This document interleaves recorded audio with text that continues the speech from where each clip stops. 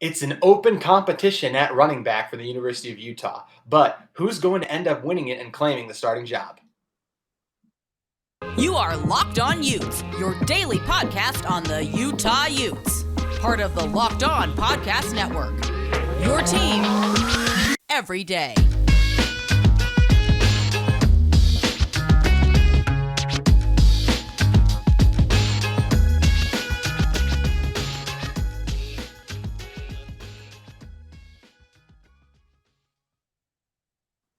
Hello, everyone. My name is JT Wistrcill, and thank you for making Locked On Utes your first listen every single day. We are available on all platforms, including YouTube.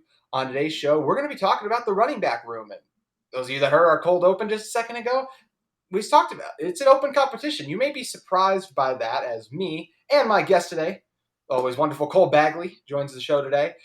Where Coach Ludwig said, hey, this is an open competition for running back. He acknowledged what guys like Tavion are capable of, but said, hey, it's open. And I believe, Cole, actually, you spoke with Jaron Kump as well, which it was great to hear that he's healthy. And what were his thoughts on the running back room?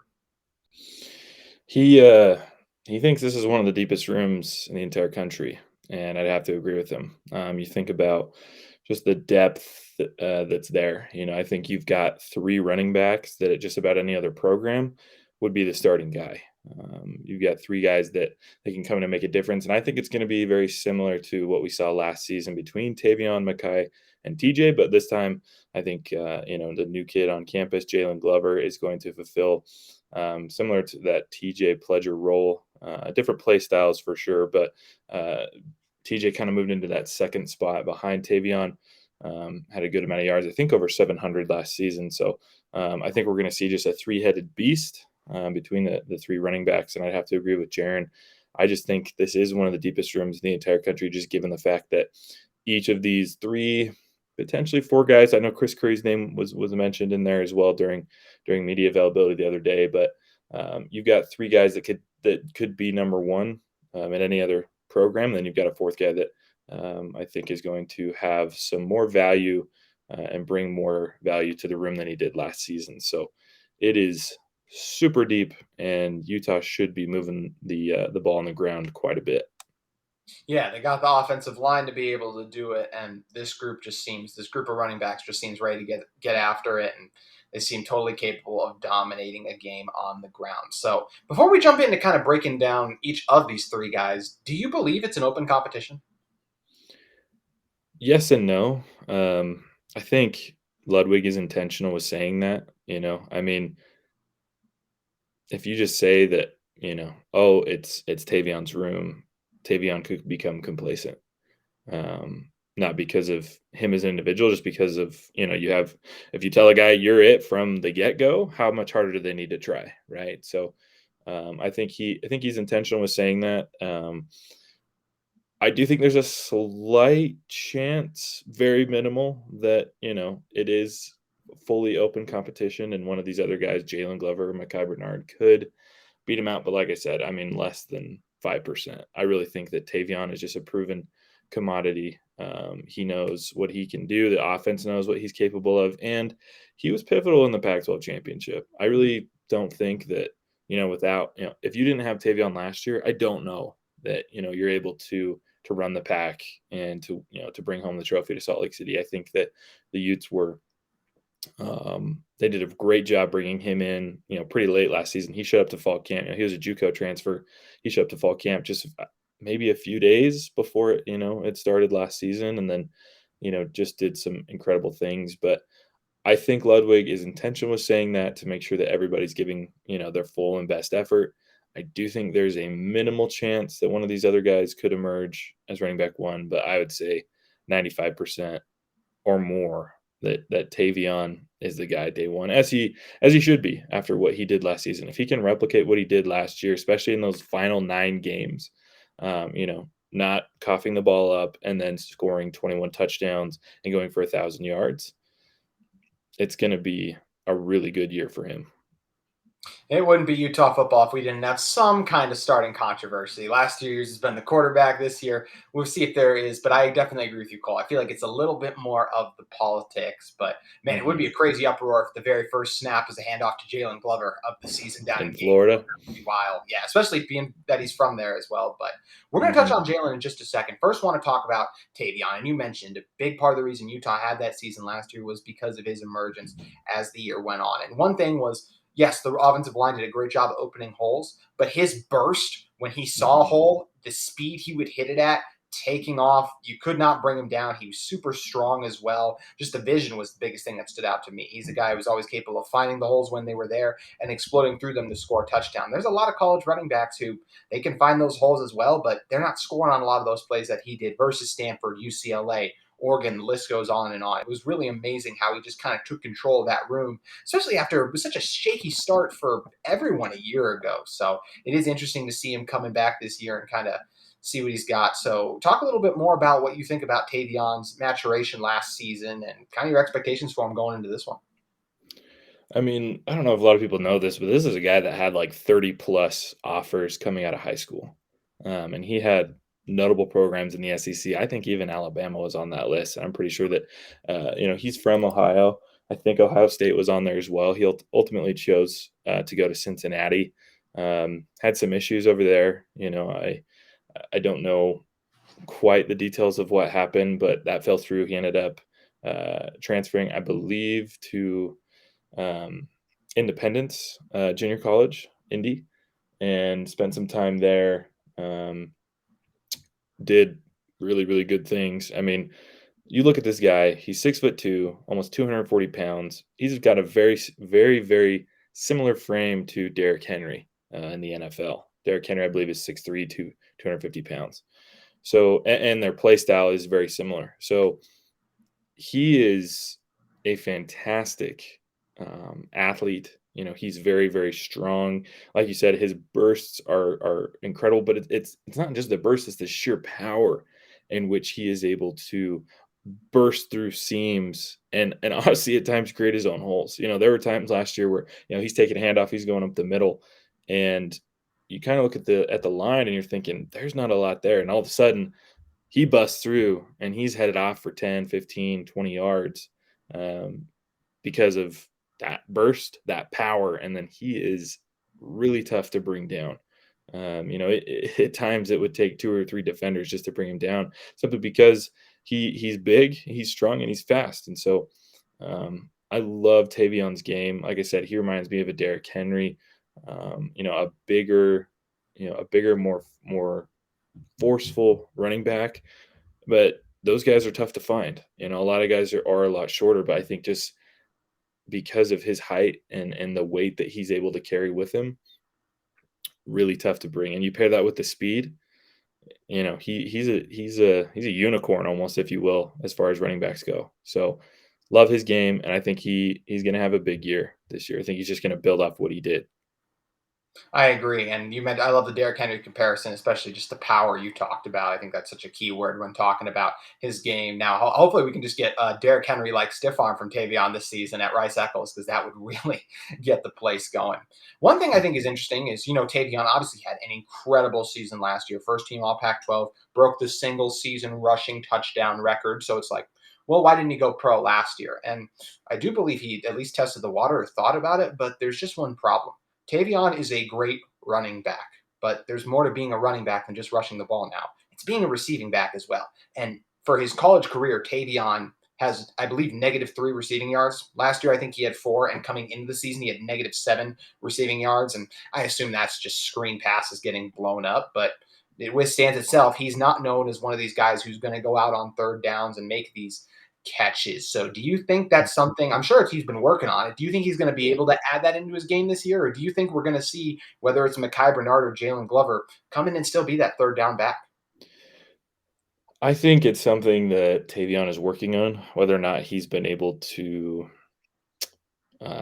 really improve there. I don't know. I mean, I talked to him during spring camp. I know that's something he brought up is what he wants to work on is being better in the passing game, right? I mean, I think he even mentioned, hey, I'm trying to get to the NFL, and not a lot of NFL running backs, come out with, that kind of yardage in the passing game. And so I'm sure it's something that he's focusing on. Whether or not he's able to do it, I think is another story.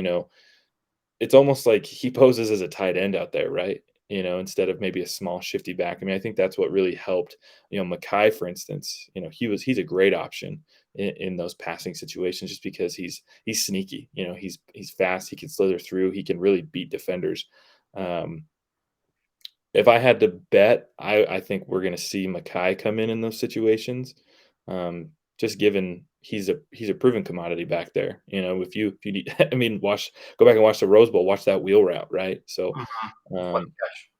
if I had to bet, I think we'll see a little more of Tavion doing it, just because he needs to be able to do it if he's going to really, be a solid draft pick in the 2023 draft. But I just, Utah's going to play to its strengths, and that's one of Mackay's strengths. So, and I know that Jaylon Glover is good at that as well. So, um, I don't know that we're going to see Tavion doing that a ton unless he really shows that he can and he's capable. If I'm Coach Ludd, I'm throwing Mackay in, Mhm. just because he's already shown he can do that. So, that would be what I anticipate. I would agree with that. And I do think we'll see Tavion catch more passes this Mhm. season. I think he will go over at least 100 receiving yards, but more You than hope. that, it's tough to say. And yeah, and it's going to be interesting to see what happens. But you kind of mentioned Mackay. We talked about Jaylon as well. This is a loaded running back room. And we're going to talk about a little bit more of those guys in just a second. But first, I want to tell you guys about LinkedIn Talent Solutions. As you gear up for the fall, you need the right people on your team to help your small business fire on all cylinders. LinkedIn Jobs is here to make it easier to find the people you want to talk to faster and for free. Guys, I've used LinkedIn before to connect with different of my friends, see how they're doing in their careers, as well as network and meet other people in work fields I'm trying to go into. LinkedIn is a huge job network site, has everything you guys could be looking for. You can go and create a free job post in minutes on LinkedIn Jobs to reach your network and beyond to the world's largest professional network of over 810 million people. Then add your job and the purple hashtag hiring frame to your LinkedIn profile to spread the word that you're hiring so your network can help you find the right people to hire. Simple tools like screening questions make it easy to focus on candidates with just the right skills and experience so you can quickly prioritize who you'd like to interview and hire. It's why small businesses rate LinkedIn Jobs #1 in delivering quality. LinkedIn Jobs helps you find the candidates you want to talk to faster. Nearly 40 million job seekers visit LinkedIn every week. So post your job for free at linkedin.com/lockedoncollege. That's linkedin.com/lockedoncollege to post your job for free. Terms and conditions may apply. Okay, so going into spring ball, I think we talked about it. Everyone knew, hey, Tavion's the #1 back. But I think going into spring ball, we all thought Mackay was the #2 guy. But then after spring ball, that consensus I felt like kind of flipped when a certain freshman from Florida burst onto the scene and absolutely shined in the spring game. And Cole, you now work with Jaylon as well. He has a podcast as well with you guys, and you guys have done merchandise with him too. So what do you just like about Jaylon Glover, having worked with him closely? Man, I mean, I remember, coming into spring camp, and there was a lot of hype around him, and as there should be. I mean, uh, Mr. Football out in the state of Florida. Um, One of the of premier course, football states as well. Like that's no yeah, that's no small feat. That's like no, you talk no, about high that's school. not Mr. North Dakota, right? Yeah. Like Mr. Florida football is a big, big deal. For him to receive that accolade just goes to show you how good he is. And so, um, you watch the tape on these guys, and occasionally you catch some interviews. Just depends on how involved their local media is. And I knew he was special, but I didn't know he was this special. Uh-huh. And just getting to work with him, there's just you can't help but love the kid. I mean, he is incredibly talented. He's incredibly smart. He's incredibly driven. He's incredibly kind, and he's very mature. This is an 18-year-old kid that acts and plays well above his age. He just, and a lot of that has to do with his parents. He has incredible Mhm. parents that have just raised him right, and He's just been so much fun and such an honor to work with, and we're excited to see what he does. But yeah, I mean, he comes into spring ball and um, he's just college ready. He's one of those kids that just is doing everything right. They're not some kid that really relied just on pure athleticism and messed around during high school. This is a kid that is athletic and then also put in just all the extra work in order to elevate his game to the highest possible level. And he's ready. He's not coming in and you're thinking, oh, there's going to be some adjustment period. It's going to take him a year to try to figure this out. No, he's ready to come in and contribute day one.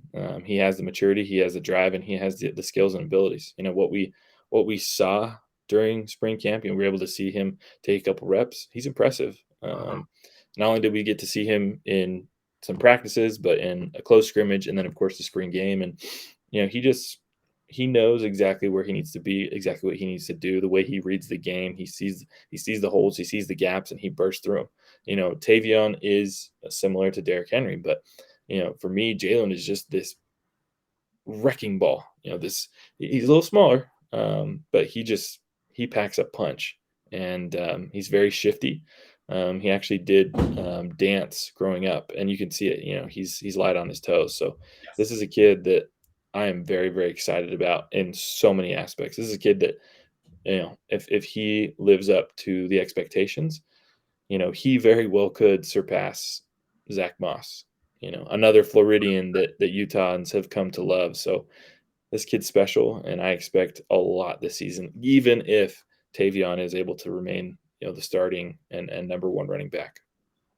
Yeah, there is. I mean, there are a lot of expectations, but having talked to him a couple times as well, there's no doubt in my mind he can meet him either. I mean, he is a coach's dream. First of all, you talked about huge credit to his parents for that, but just one of those guys you love being around, one of the hardest workers in a room. He has got the perfect body to be a star running back as well. And yeah, I mean, I think everyone had thought Moss was going to be good, but I mean, just the expectations coming in for Glover, and I feel like he can exceed those. Just already talking with people, a lot of people think by the end of the season he will be the starting running back. So it could very well be a special 3 years for Jaylon Glover. And we're going to talk about his future, long-term future, in just a sec. But first, Cole, I'd rather ask you, what do you think his role in this offense looks like strictly in 2022?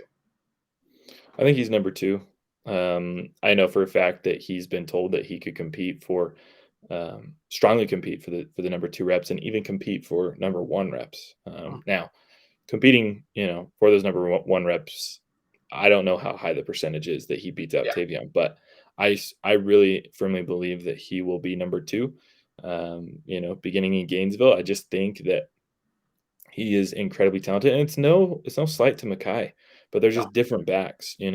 I think Jaylon is a lot stronger. I think he has the ability to really do, to really run the ball the way that the Utes want the ball to be run. And Micah has his strengths and abilities. I think he's better in the passing game, and he's obviously a little more slippery and elusive. But Jaylon's incredible. You watch this kid, and like I said, I mean, just his vision is phenomenal. It's almost like the game is going slower for him. It's almost like he's seeing things happen 3 and 4 seconds ahead of when they're going to. And so, and I know that he's producing. I know that in scrimmages and live action reps that he's impressing people, and not just a couple. No, he's impressing the whole team and Coach Witt. So I expect running back 2, and God forbid something happens to Tavion on or off the field, he could be 1. Mm-hmm. Very well true, or even just throughout the season could beat him out very well just by starting to do better, get more comfortable. And fun challenge for him that his first ever game in college is going to be back in his home state of Florida. So great opportunity for him. Excited to see what he can do. Yeah, I mean, and not to cut you off, but he has some high aspirations. He wants 1,000 yards this year. Ooh, and he wants to score 6 to 8 touchdowns. So that is direct from Jaylon. Mm-hmm. And so it just shows you what he knows he's capable of. Nothing better than a guy who's motivated either. So it's going to be fun to see what he can do. We're going to talk about the last guy in this kind of 3-headed running back monster, that being Micah Bernard, in a moment. But first, want to talk to you guys about Built Bar. If you haven't tried Built Bar Puffs yet, you're depriving yourself of one of life's greatest joys. And guess what? There's a new flavor Ready? Delicious, indulgent cookie dough covered in chocolate. That's right, Built has done it again. Let me introduce you to your new favorite cookie dough chunk puffs. Have a light and chewy texture, real cookie dough chunks, and of course, they're covered in 100% real chocolate. All the joys of eating cookie dough without the hassle of making it. Plus, it's healthy for you. Cookie dough chunk puffs are only 160 calories and they have a whopping 15 grams of protein in them. Run to built.com to snag a box for you and the family. It will be the perfect treat you can find a really good hiding place for and just hoard them for yourself. You're going to love the new cookie dough chunk puffs. Whenever you need a snack or workout, a late night treat, grab a quick bite. Built is the perfect protein bar, and they taste better than a candy bar. Ditch the calories, fat, and sugar. Grab yourself a Built bar. Go to built.com, use promo LOCKED15 and get 15% off your order. Use promo LOCKED15. So, Cole, we talked about Jaylon. Talked about Tavion. There's another guy who's going to factor into this, and you talked about Micah, more than likely going to be the third down guy. But in terms of rushing, how much do you expect to see him run the ball this season? I think he'll get the number 3 reps. But we saw that Utah can have 3 stellar backs, and I believe each of them went for over 500 yards. Tavion was over 1,000. I think TJ was over 700, and then Micah, I believe, reached the 500 mark, or at least was close to it. So, like I said, I very much just expect a similar kind of strategy and scheme as last year, but just switch out TJ for Jaylon. So with Micah, I think it all also depends on the defense, right? Depending on what they show, what their strengths are, Micah could come in certain situations and shine. And so, and again, I think we're really going to see him a lot in that passing game. So that's really my expectations, is coming in, getting those third reps, which, could be still a handful a game. And just given what he's capable of, he still could be, pushing 50 to 75 to 100 yards. So it definitely will be exciting to see what he is capable of. But he's lethal. Like I said, I mean, you number these guys 1, 2, and 3, and it's a very close. It's not like 1 huge Sure. distance, 2 bigger distance, 3. No, it's like 1, 2, 3. So exciting that Utah has a running back room that's not only this talented overall, but I know that these guys are willing to do whatever's asked of them. To have that many high caliber backs agree to do whatever is asked, it's going to take you places. Mm-hmm. And yeah, you talked about it with Micah as well. When situations where he's gotten the ball in running situations on handoffs, then he's done really well. So it will be interesting to see how much he gets of that carry share, because it is a crowded running back room and you can only hand the ball off so many times a way. As well as it sounds like Utah, trying to incorporate that explosive element into their offense. We'll see how much they air it out too. But yeah, this running back group definitely in good hands with this three-headed monster. And there is one other guy I think that's still worth mentioning because the coaching staff brought him up, that being Chris Curry. I don't know how many carries Chris is going to get this year, but I think he's going to get at least a few opportunities. I don't know how many he'll get per game. Maybe he gets 1 to 2 per game. Maybe he doesn't get any per game, and that's just Coach Ludwig kind of talking about it. But what kind of role do you expect Chris Curry to play in this offense, with being how crowded the first three guys are? Yeah, I mean, I think Jalen's going to get a little more, maybe a few more carries than TJ did last year, and so that might take away a few from Chris. It just depends. I think it's all dependent on Jaylon and how ready he really is. It is one thing to perform in live reps, but I mean, I have full confidence in the guy. But let's say we start the season and it might, and it takes a few games for him to get there. I think you might see a little more from Chris in those situations where you're saying, hey, okay, Jaylon, we're going to give you a few reps here to kind of see how you do, and then maybe Chris comes in certain situations. Chris was utilized, I believe, in some short distance scenarios last year. Inside the red zone, you need someone to punch it in, and he's strong. He's a pretty big guy too. I mean, not quite the size of Tavion, but he's 5'11", 220. And he's got some sheer power and brute force. So, maybe the situations that we see are, hey, we're giving Tavion a rest here for a minute. We're short distance. Let's hand it off to Chris and he'll power it into the end zone. So, I mean, looking back at last year, he saw action in 9 games, 18 carries for 80 yards. So, maybe that number stays the same. Maybe it bumps up a tad. Maybe he gets up to 20, 25 carries, but I really don't expect him to see a lot, just given how reliable Micah is in the strengths that he has, and then just how good Jaylon is and his potential. You want to start developing that from day one, so that he's getting the reps he needs. He's starting to get the experience that he needs, and you're making sure he stays around. Not that there should be any belief that he wouldn't, but just with the transfer portal, you want to make sure you give your playmakers time, because at any given point, if they're not getting the time that they need, there's a transfer portal that's just waiting for them. So I have no worries about any of those situations. It's just kind of playing devil's advocate here. But with Chris Curry, I expect a similar role. Yeah, and I think Chris is a guy we talked about. Look, I totally agree with what you said. Utah has 3 starting running backs on their roster. I think they also have a very capable number 2 guy who's been forced into the 4th running back role, because I do think Chris can do some really nice things for this team. So be interesting to see the kind of opportunity he gets. And if not that, I'm sure he'll still factor out helping this team out in other ways, and whether that's a locker room impact or whatever it may be. So, Cole, before we get you out of here, I want to ask you something. You mentioned we talked about Jaylon. When you're talking about the future of the running back position at Utah, pretty much starts and ends with Jaylon Glover. Other guys will factor into that, but it's kind of like how Zach Moss had a lock on the position. It really does feel like it's going to be a lot of Jaylon for years to come. So my question is, before he even takes a snap, by the time Jaylon is done playing at Utah, that's right, I'm asking you to go that far out and project, what are some of the things you think he will have done during his time at Utah? Well, I mean, I think first and foremost, he's a guy that is going to be a leader on this team. He is going to be, one of the most, I mean, I think fulfill a similar role to a Devin Lloyd.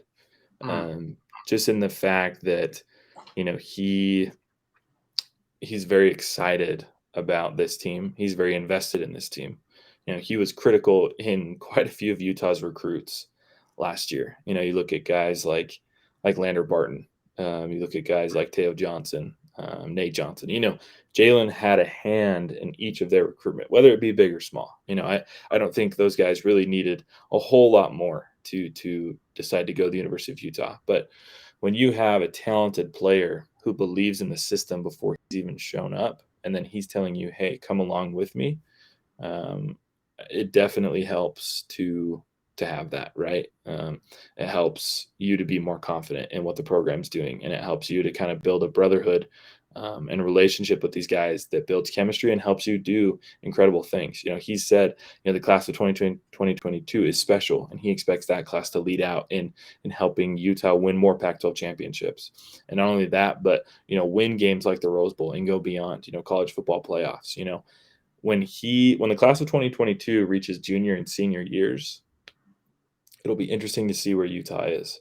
They are very special, and Jaylon will be one of those leaders. Now, the thing that might cut him short of reaching, the accolades that Zach Moss, had while at Utah, right? 38 touchdowns, over 4,000 yards, over 700 attempts.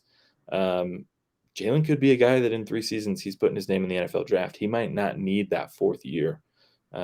Averages wise, maybe he does surpass, Moss, but in terms of getting to that 4,000 marker and nearly 40 touchdowns, he's going to have to move quick. If you look back to Zach's first year, he had 382 yards and 2 touchdowns. If Jaylon could come out swinging, get 600 to 750, or, if he does eventually take over that spot and gets over 1,000, maybe gets 10 to 15 touchdowns, we've got a different conversation here. So I'd like to think that in the long run, he'll be remembered as a similar Zach Moss. But I definitely think if he wants to get the NFL sooner, he might not reach those numbers, but that's okay. If he's producing championships and, taking Utah to the promised land, it doesn't matter who's the all-time leading rusher, or how many touchdowns you score. If you're producing victories, those are things that you're going to be remembered for more than just simple, personal statistical accolades. So.